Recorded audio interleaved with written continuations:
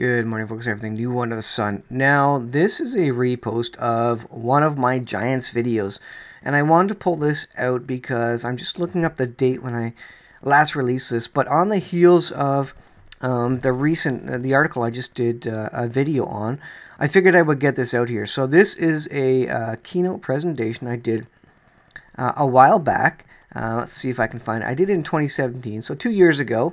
June 2017, and I figured I would repost the top 6 facts about giants, and the fact that giants are real, and they find giant bones. When you search the internet for giants, you'll see pictures of giant bones. Now, there are some hoaxes, there are some fake photos, but I think there's also a lot of truth out there that they're hiding. I know for sure there is a lot of truth that they're hiding, and it's confirmed by some of these archaeological digs that are occurring, which are finding these huge biblical cities, which back up and prove the biblical story. So without further ado, here are the top 6 facts about giants, and giants even that are alive today. I hope you guys enjoy it, and sit back, and thanks for watching the video. Hey folks, everything new under the sun. Well, it's taken me a little while to get to this video. I've wanted to do it for a while. I put it together. It's probably not as put together as I would like, but we're going to get to it, and we're going to get this done, and I can probably polish it up later if I want. But I want to talk about the top 6 facts about giants. Were giants real? Absolutely, yes, they were real. We're going to take a look at 6 facts about giants, and you may not have known these things. But the Bible speaks a lot about giants, as do many other historical authors of antiquity that we read and we judge as historically accurate and valid sources. So let's take a look at the top 6 here. Top 6 facts about giants. They are real. Number 1. Number 2. Greek myths are likely based on true accounts. Hercules. All those giants of old, and in the Greek myths, those are all real. How big were they? We're going to take a look at that. They're very big, and there's interesting facts about how big they were. The Bible gives us some numbers.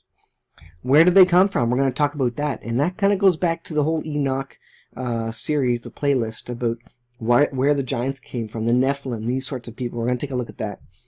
Number 5, what happened to them? Where did they go? Are they around today? And number 6, we're going to take a look at some modern day examples of giants. So let's get into it. First we'll define the term, as I like to do. This is Wikipedia, of course, and I know a lot of people don't like Wikipedia, but we're going to use it to define what giants are. Giants are monsters of human appearance, but prodigious size and strength, common in the mythology and legends of many different cultures. The word giant, coined in 1297, was derived from the gigantes Greek of Greek mythology. In various Indo-European mythologies, gigantic peoples are featured as primeval creatures associated with chaos and the wild nature, and they are frequently in conflict with the gods. All of this is actual history. FYI, this is not just myth and legend. It goes on, be they Olympian, Celtic, Hindu, or Norse, giants are also often play similar roles in the mythologies and folklore, but it's not fake, it's truth, of other non-Indo-European people, such as the Narsian traditions. There are also accounts of giants in the Old Testament, absolutely. Some of these are called Nephilim. So we're going to take a look at that word Nephilim, but you can check out my Enoch series for that. It goes into depth about that, what Enoch says about the Nephilim. A word often translated as giant, although this translation is not universally accepted. They include Goliath. We're going to show some pictures of that. Og, king of Bashan. We're going to show some relative sizes of humans versus the king of Og. The Nephilim, the Anakim, and the giants of Egypt, mentioned in 1 Chronicles 11:23. The first mention of the Nephilim is found in Genesis 6:4. You need to know Genesis because it really is the basis. It's the starting line for all of world's history, and it lays out a lot of these. A lot of these characters are going to be shown there first. Attributed to them are extraordinary strength and physical proportions. Well, if they were that big, they would be strong, absolutely. Fairy tales such as Jack the Giant Killer have formed the modern perception of giants as stupid and violent monsters. That would be a fairy tale. Sometimes said to eat humans, especially children. Though this is actually a confusion with orgs, which are distinctly cannibalistic, it says. The org in Jack and the Beanstalk is often described as a giant. In some more recent portrayals, like those of Jonathan Swift and Roald Dahl, some giants are both intelligent and friendly. So that gets into the more the fictional stuff there. So let's get into, are they in the Bible? They are real, absolutely. And so giants in the Bible. So this, we're going to talk about a number of sets of giants or groups of giants in the Bible. The Emim, Deuteronomy 2 reveals the Emim, which likely means terrors. They were giants. The Emim had dwelt there in past times as people as great and numerous and tall as the Anakim. They were also regarded as giants, it says, Deuteronomy 2, 10-11. So check that out if you want. The Zuzimim, also certainly the same as Zuzim in Genesis 14:5, were also giants and listed in the same chapter as the Emim. The land of Ammon was also regarded as a land of giants. Hebrew Rephaim. Giants Rephaim formerly dwelt there, but the Ammonites call them the Zuzumim, a people as great and numerous and as tall as the Anakim. But the Lord destroyed them, and of course there was lots of destruction of the giants, because God wanted Israel to destroy the giants because they were a bad set of genes, basically, and that was not what God intended. God did not intend giants. That was outside of what He originally intended, and the whole story of where they came from. We're going to talk about a little bit about that. So part of this, of what we're reading here, is you can go to answersingenesis.org and find this. The Nephilim, and that's a term you've probably heard before. The earliest mention in Scripture of giants is just prior to the flood account. There were giants, Nephilim, on the earth in those days, and also afterwards, when the sons of God came into the daughters of men, and they bore children to them. Those were the mighty men of old, men of renown, Genesis 6. Rephaim, the most common term used to describe giants in the Bible, is Rephaim, Deuteronomy 3. It may refer to a certain people group, or it may be a term that simply means giants. The singular form Rapha also appears several times. The third chapter of Deuteronomy contains an interesting account of the victory of the Israelites over Sihon, the king of the Amorites, and Og, the king of Bashan. It is here where we learn an intriguing detail about Og. And so in Deuteronomy 3:11 it says, "For only Og, king of Bashan, remained of the remnant of the giants of Rephaim. Indeed, his bedstead was an iron bedstead. It is not Rabbah of the people of Ammon. Is it not Rabbah of the people of Ammon? 9 cubits is its length, and 4 cubits its width, according to the standard cubit." And the cubit, I believe, is the elbow to the end of the hand, I think? Something like that. So 9 cubits was its length. And of course, is it our length of cubits, or is it the giant's length of cubits? That's the other question. What measuring stick are they going with there? The Anakim were mentioned in several of these passages. They were perhaps the best known of the giants dwelling in the land of Canaan at the time of the Exodus. As stated in the verse above, they were part of Nephilim. If Nephilim simply refers to giants in general, then the Anakim are said to be giants in Numbers 13:33. So check that out. Goliath. This is the one that probably everybody knows about. David and Goliath, the giant that David slew with the sling and the rocks. Of course, the most renowned giant was a mighty Philistine, slain by David. Here is how he is described in Scripture. "And a champion went out from the camp of the Philistines, named Goliath, from Gath, whose height was 6 cubits and a span, and had a bronze helmet on his head. And he was armed with a coat of mail, and the weight of the coat was 5,000 shekels of bronze. And he had bronze armor on his legs, and a bronze javelin between his shoulders. Now the staff of his spear was like a weaver's beam, and his iron spearhead weighed 600 shekels, and a shield-bearer went before him." 1 Samuel 17:47. So read your Bible. There's all sorts of giants in the Bible. There's also dinosaurs in the Bible. Behemoth. And other mentions of it in the book of Job. So if you want to get into the whole dinosaur thing, that's a whole other video, but I thought I'd mention that. The Amorites. The Amorites are mentioned more than 80 times in the scriptures, and early on, some were allied with Abraham. Genesis 14:13. They were descendants of Noah's grandson Canaan. Although the Bible does not provide this information, the Jewish general turned historian Josephus gives the name of their ancestor as Amorius. While the Amorites are mentioned in the same context as other giants a few times, they are specifically described as giants in the Minor Prophets. So Amos 2:9-10 says, Yet it was I who destroyed the Amorites before them, whose height was like the height of the cedars, and he was as strong as the oaks. Yet I destroyed his fruit above and his roots beneath. Also it was I who brought you up from the land of Egypt and led you 40 years through the wilderness to possess the land of the Amorites. So that's Amos 2:9. So Greek myths. Greek myths are likely based on the giants of old. Now the stories may not be exact, but they were based on real figures. Now in the image behind, you can see this person on the chariot. There's kind of the height of the person. He's on a chariot. Can you see that? He's on a chariot here. And look at the people behind him. So this guy is one guy standing behind him. You can see his feet down there. You can see this giant here and his leg down here. So this guy up on the chariot or whatever it is standing up. And he is about 3/4 the size of the giant. And so interesting image there. So again from Wikipedia. In Greek and Roman mythology, the giants, also called gigantes, were a race of great strength and aggression, though not necessarily of great size. Known for their gigantocomici, their battle with the Olympian gods. According to Hesiod, the giants were the offspring of Gaia, Earth. Born from the blood that fell when Uranus, Sky, was castrated by his Titan and his Titan son Kronos. And so, born from blood that fell from the sky, this would be the fallen angels that came probably through the sky and came down and slept with the daughters of men and created the giants who are of old, and Nephilim. The Bible speaks of these specifically.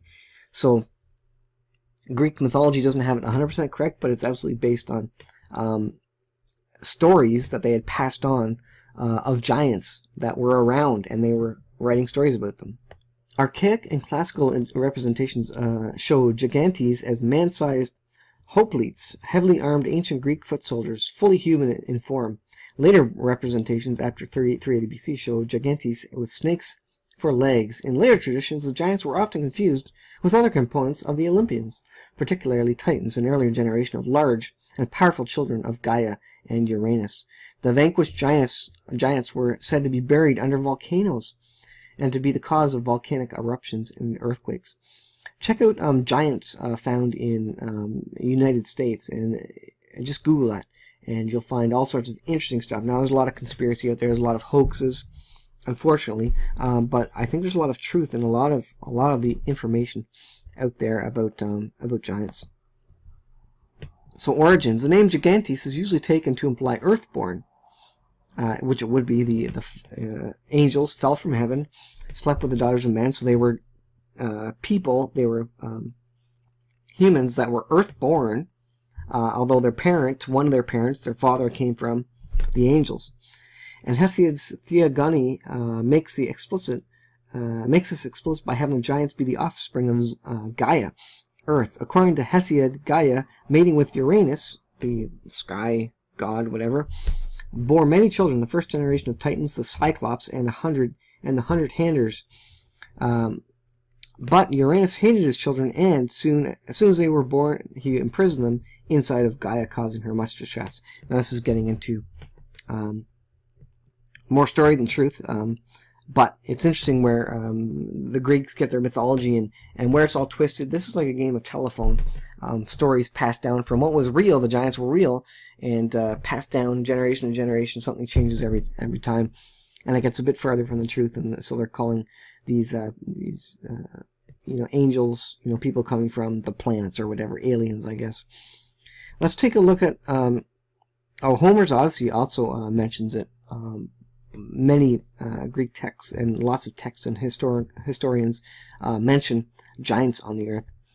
Let's take a look at some examples, some relative sizings of these people. So on the left-hand side, you have sort of a regular-sized guy. I guess he'd be like 5, 6 feet. Here you have some skeletons found, 7 feet, and they're going up and down there. On the right-hand side, you can see this is an ordinary ancient Jewish guy, they say, 5 foot 3 inches. Here you have Goliath, and this is the height here from Goliath is taken out of Josephus, a historian that everybody agrees is accurate. And so Goliath apparently is 6 foot 8 inches. That seems a little small, but 4.5 cubits, okay. Goliath from the Masoretic text is 6.5 cubits, 9 feet 7 inches. That seems more likely to me. And then on the far right-hand side, you have the King Og of Bashan, 8 cubits, a full 8 cubits tall. And the text there says he's 8 cubits tall, assuming, or 11 feet 10 inches, assuming that he is 1 cubit shorter than his coffin. So we have his coffin, and that would be an interesting study there to look at his coffin and see how big his coffin was. So let's take a look at another example. So human remains unearthed and documented in historical records, along with the historical accounts of Goliath, who had 3 brothers as big as he. Og, king of Bashan, whose bed was 13.5 feet long, and Maximus Thrax, a Caesar of Rome. So down here, this tiny guy, this 6 foot guy, this is a human, present day human, and these are skeletons that apparently were found around the world. So this 15 foot guy was found in Turkey in the late 1950s. This 8 foot 6 inch guy, Maximus Thrax, he was a Caesar of Rome in 235 to 238 BC. Goliath, 10 foot 6 inches, 1 Samuel 17, so a few different heights for Goliath there. 12 foot Og, king of Bashan, we were looking at him. And then in 1577 AD, 19 feet 6 inches, this skeleton. Here's one from France, 23 feet, France, beside a river in Valence, the skeleton was apparently found. 25 feet, getting up there. France, near the castle of Chaumont, nearly a complete skeleton apparently was found, 25 foot 6 inches. And finally, 36 foot tall giant. And I believe these are all absolutely accurate. These all existed. 650 BC to 640 AD, Carthaginians uncovered 2 this size, apparently. An earthquake in Cimmerian Bosphorus uncovered 1 more. Where are these skeletons today? Well, you see, the people who believe in evolution can't have anything like this be true, because that would prove the Bible. So they go to great lengths, I think, to obscure and to hide this, because this doesn't fit with evolution at all. And it does fit with the Bible, because the Bible mentions that giants were real. So who is telling the truth? I think there's lots of giant skeletons, and we're going to see shortly that there's modern day examples of giants, and they can't deny that. So where do they come from? Just a short little review of where they came from. And this is from ICR.org, Institute for Creation Research. Who were the giants in the days of Noah? And you can check out my Enoch series, check out the Enoch playlist to find more background on this. There were giants in the earth in those days, and also after that, when the sons of God came in unto the daughters of men, and they bare children to them. Genesis 6:4. Few passages in all Scripture have yielded so many interpretations as Genesis 6:1-5. Who were the sons of God? Some have proposed that the sons of God were the descendants of Adam's son Seth, and the daughters of men were the line of rebellious Cain. An interesting thought, but in Noah's day, they were essentially no righteous people from any line. Others have readily noted that the term sons of God, in the Old Testament refers only to angels, and that's what I believe as well. Satan had launched an aggressive campaign against Adam and his descendants in an attempt to pollute mankind that the promised Redeemer, the seed of woman, could not come. So that's Satan's whole plan throughout all of 6,000 years of the history of man. He wants to prevent Jesus from coming, and he tried to prevent him coming the first time, and then Satan supposedly killed him, and didn't realize that that was all part of Jesus, the plan of Jesus to save us all, salvation for all of us. And he hopes to put off and prevent the second coming of Christ by killing all the Jews and doing other things, killing as many people as he can. So his whole goal for the last 6,000 years has been to prevent God, Jesus, from saving us, and kill as many people as he can, and he's doing that fairly well with things like abortion and that sort of thing. The article goes on, I suspect that if today's geneticists of molecular biologists can accomplish such technical wonders as gene splicing and cloning, that the much greater intelligence of Satan could potentially have done it too. And I agree with that. Satan is probably very, very smart. He probably has far more knowledge than all the people in the world. He was in heaven with God for who knows how long, eternity past. Although he is a created being, so actually I shouldn't say that. I do believe that along with Ken Hovind, that suggests that Satan is a created being, and he was created on day one.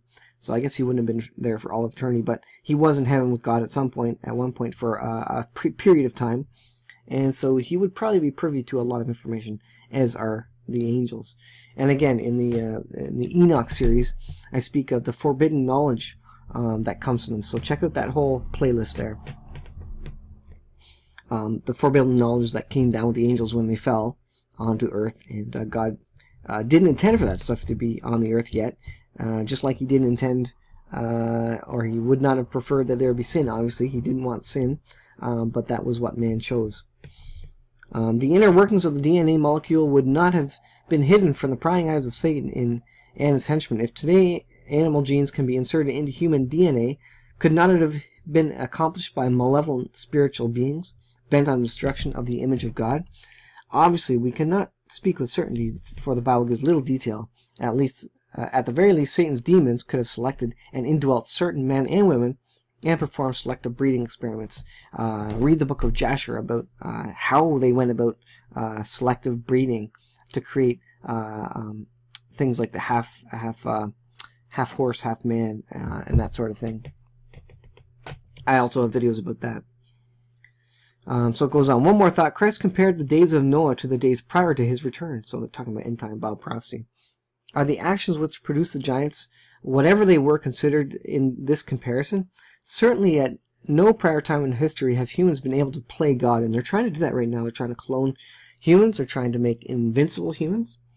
They're trying that as fast as they can. And will they make giants? They could probably make giants with their gene therapy and CRISPR technology, etc. The rush to embrace the ghoulish possibilities of cloning and embryonic stem cell manipulation may be reminiscent of that long ago time. God's utter condemnation of that effort may help us evaluate modern experiments. So what happened to the biblical giants? Where did they go? How come we don't see one? How come our neighbors aren't giants? Well, Genesis 6:4. The scriptures indicate that the giants of Genesis 6:4 died out. Genesis 7 tells us a worldwide flood that God sent to destroy all flesh upon the earth. Since the giants were simply a natural genetic variation of human beings, they died along with the rest of Earth's population. The only humans to escape the catastrophe were Noah and his family. Since Noah was a stock of smaller people, most of the descendants were of his stature. However, some of the genes to produce giants survived through the wife of Ham, one of Noah's sons. Therefore, a number of the sons of Canaan, one of Ham's sons, were giants, Numbers 13. So the genetic code got through for the giants, and they actually produced giants after the flood.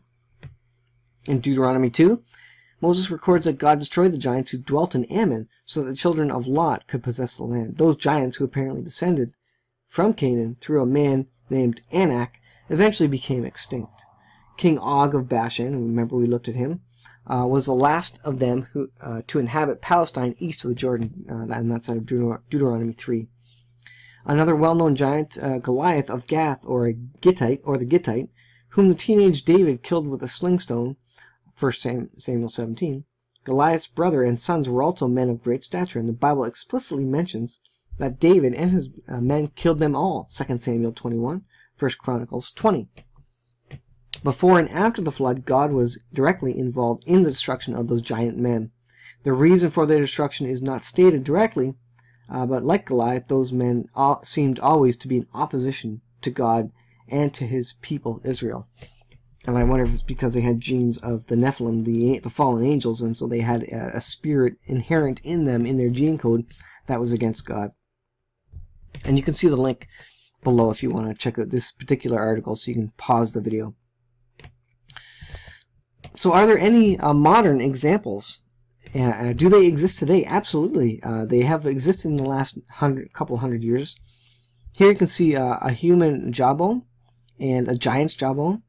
Over here you see an old picture of one on display. Where is that? You know, how come that's not displayed at the Smithsonian right now, or at the Royal Ontario Museum? Well, if they display that stuff, then they have to admit that the Bible could be accurate and could be truth. Here's a picture, I think, you know, from China, or, you know, an Asian country. This guy, and we know that you know, people with thyroid issues can grow to massive statures. But look at this guy, almost twice this height of another regular-sized person. And so, yes, giants. The fact that these people weren't particularly strong or healthy, that doesn't mean that giants couldn't exist. They certainly could, and they have. The Bible is accurate. Here's another image. Well, let's go through these one by one. So here's the larger image of this Asian, I don't know if it's Japanese or Chinese person. Photo of that. Here is a French guy, and he metered, at age 22, he measures 7 foot 4 inches. So he towers above his folk, his country folk there. And here is one, I guess, from Iraq. I assume this guy's a U.S. Army guy. But look at this Muslim, whomever he is. I don't know what country this is from. But anyways, he's huge. And so if you see the skeleton in the ground like this, you have to admit, well, they probably would not admit that that skeleton was real. They'd probably call it a hoax and a Photoshop. But having a living person captured in a photograph, you can't deny that. And so if a person could be this tall, why couldn't a person be a couple feet more than him, or a couple feet more? And I do believe in the days before the flood and after, there were giants in the land. And you can be assured that your Bible is accurate. So go back and read it. Read the Greek mythology, and read the giants that existed there throughout the Bible. Read Josephus. Read all these sources that suggest that all these are real, and check out all the interesting photos on Google. I didn't put any up because I didn't want to be accused of having, you know, a hoax up there if I didn't background check enough. But go and Google giants and giant photos, and you'll see all sorts of interesting non-mainstream media information about giants that existed, that I do believe actually existed. The Bible is accurate, and science is proving it accurate every day. And when we see modern day examples, you can't deny it anymore. Even if you deny the skeletons that are in the ground, you can't deny it that giants do exist and can exist. Could they be as big as these giants? Absolutely. And I believe these giants actually did exist this big at one time. And it's not hard to believe, because there's really no limit to the size man can grow to, as long as all his body parts grow at the same speed, especially pre-flood, where there's probably higher oxygen levels in the atmosphere, and so it would be a lot easier for them to breathe. That's why the dinosaurs were bigger as well, because pre-flood, it was probably like a hyperbaric chamber where the oxygen was multiplied because of the pressure of the atmosphere. So I will leave it there. Thanks for watching. Hope you guys found that interesting. Send me questions, comments about this if you have any questions, and let me know what you think of it. Thanks for watching, and we'll see you guys in the next video.